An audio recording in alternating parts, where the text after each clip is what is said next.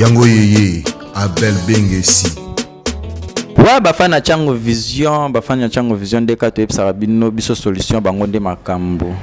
Ah na yebike boze bele liboso ba ordinateur na bino liboso ya ba écran na bino pe bo vandeli mingi vraiment chaîne na bino bolinga mingi chango vision TV o ekumba make papa na biso Abel Bengesi. Nzeto ebetela kake banga na ngomvula te banga na ngompe mpepete.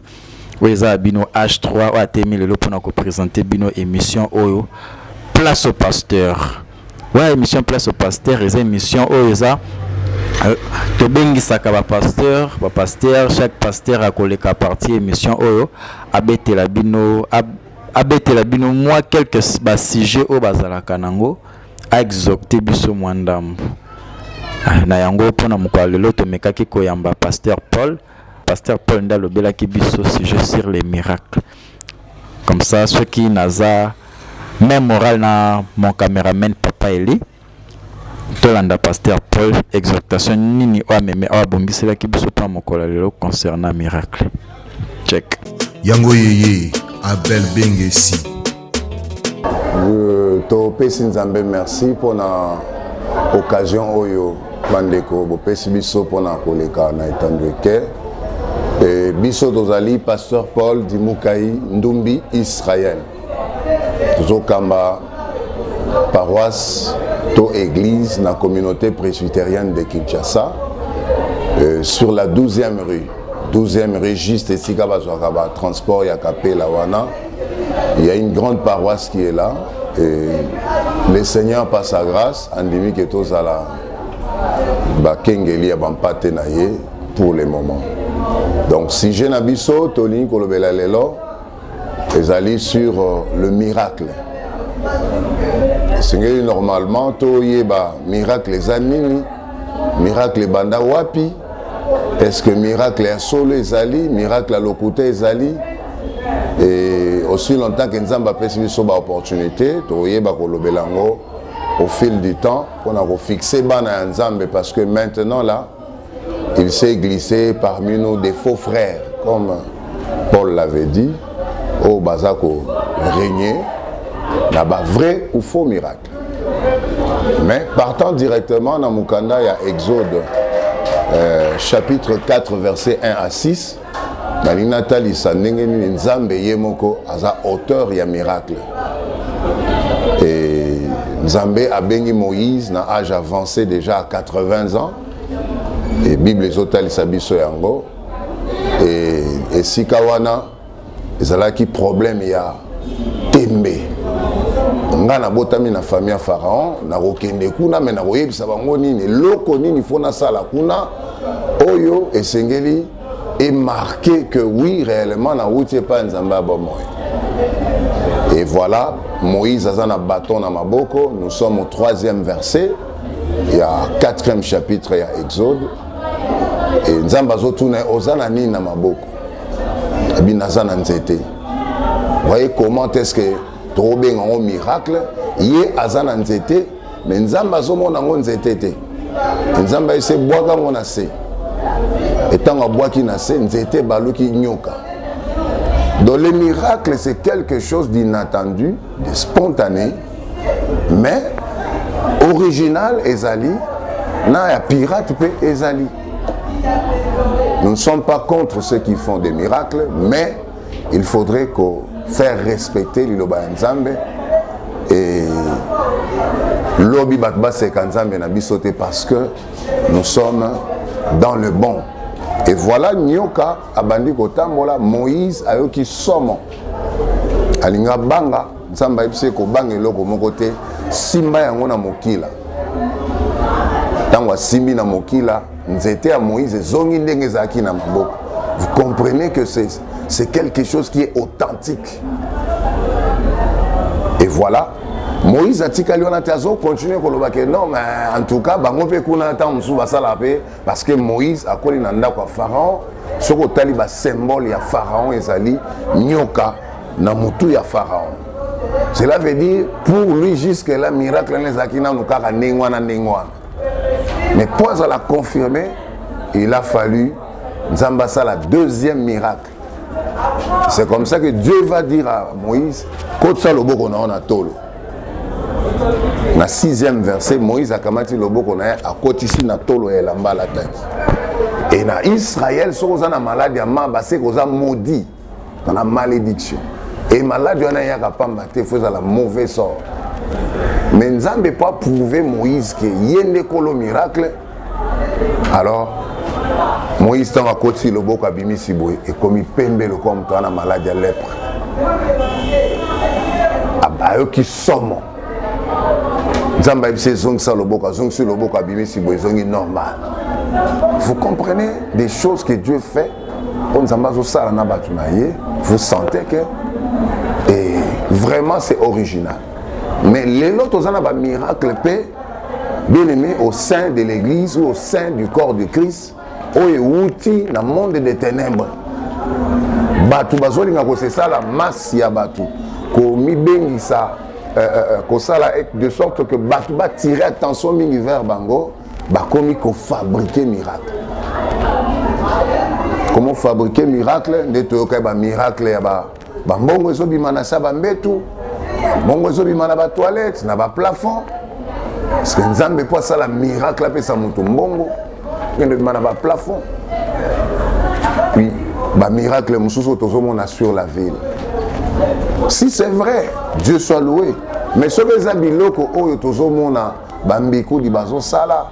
Bato monde des ténèbres, alors on n'appellera pas ça miracle. Là, ce sont des choses déjà bien préparées. Bien préparées. L'obiso tozala la possibilité de relever la prophétie. Il y a des prophéties où batu batambola na ba quartier, bakenda voyer ba vie à batu. Bazolande la batu wana na ba kwa ba venir pour na repesa bango les mêmes problèmes bango bazo traverser na ba vie.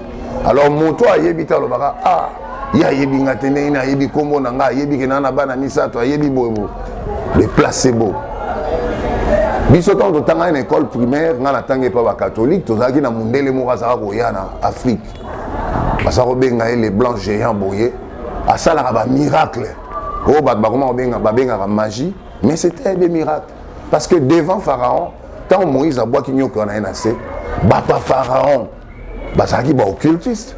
Mais ils ont jeté aussi leur bâton par terre et comme il peut, serpent. Mais finalité, il y a miracle à solo, mais la miracle à l'okota. Pour y l'okota où mais la raté. Mon amoutaza qui aveugle, abiki siko, beaucoup de gens n'ont pas de moni azaka aveugle. Mais tant que l'obaki abika kiwana, ou bien moutazana aveugle était, ma yemi sokokanga, mais dans le quartier, ba yebi kazakana aveugle était, mais ba moni na TV.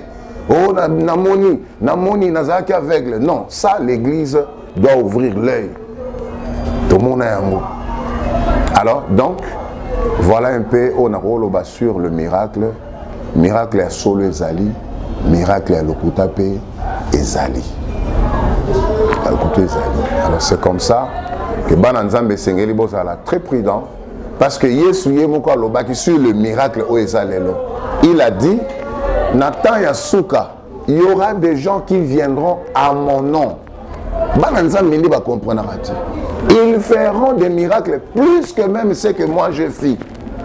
Et je fais, ils seront capables de détourner Kondima Batu pour nous remettre vers l'enfer.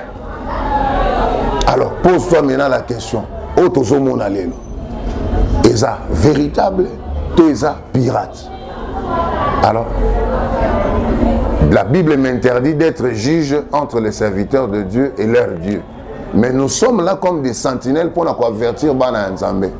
Cela ne veut pas dire que miracle les ara que ceux qui babimisio moi na popi nanzoto par exemple.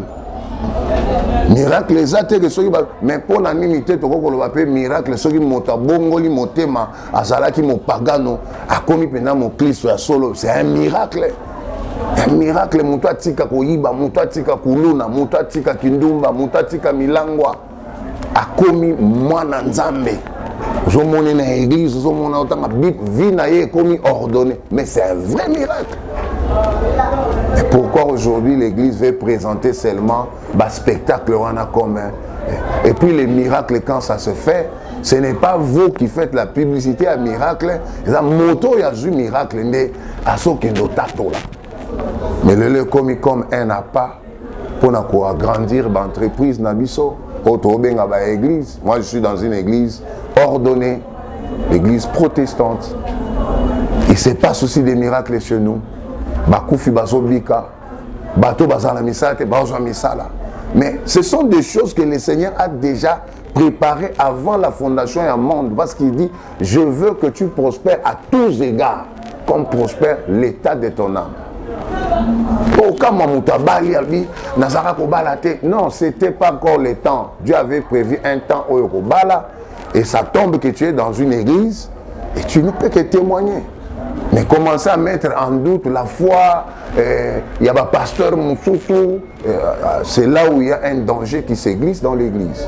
Alors tout ça l'analyse.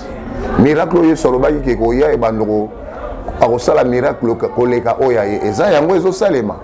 Mais Yesu alobi que so basali miracle koleka oya ye ekozala pona komema bato vers la perdition. Yesu abongola mapa. Non, namoni mutu mote sur la ville a fulgisi mapa. Et bien miracle les a différents par rapport à oya Yesu. Est-ce que ça dans le bon ou dans le faux? Voilà un peu na moins minute mouké ce te relobelation de miracle, un miracle authentique. Neto Yesu asalaki. Et ben dans Nzambe, totika l'a toujours attaché dans la parole de Dieu. Pour ça la loi bandimi a béré, avoir la clairvoyance, autant la oh eza Nzambe ou pas. Parce que miracle eza spontané. Les magiciens faisaient ça. Tolia ba mikate na ba école. Tomona mwana mwasi batie mulongo sina libumu. Sikre zobi mais tondi na bassin. Tomela biso nyonso na école. Tomona mundela zui mabele. Akangango na sachet sukali boatie boye. Sachet sucre comme normal. Tomona mundela koti mouchoir boabimisi ba pigeon. Les autres hommes ont les mêmes histoires au sein de l'église. Maintenant, où est le véritable, où est le faux? Alors c'est maintenant demander l'intelligence et pas Nzambe, discernement, parce qu'il ne faut pas aller à volo comme ça, parce que balobi que miracle. Non. Celui qui produit les miracles, c'est notre Dieu. Celui qui produit les miracles, c'est notre Dieu. Et je pense que Batouba Kangamala Nzambe, et demain, Christ va se réjouir. Quand une église, les gens se multiplient, Basokota, c'est un miracle. Le miracle n'est pas seulement lié à Mbongo, à quelqu'un qui a une vie avancée. Donc, miracle, les a résumé, tout le monde, non. Voilà un peu ce que nous avons eu comme message pour nous transmettre d'abord à Nzambe. Tika Nzambe, apambola église naye, apambola RDC, na kombo na Yesu. Amen. Yango yeye, Abel Bengesi.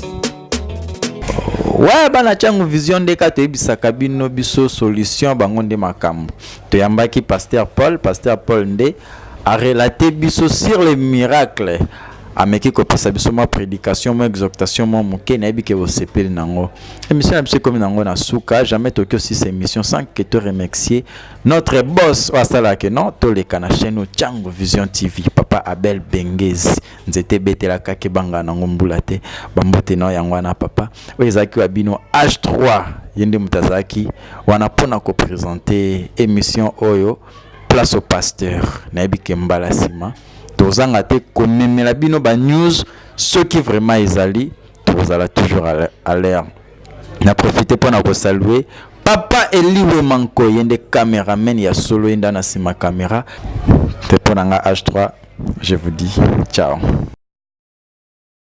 Yango yeye Abel Bengesi.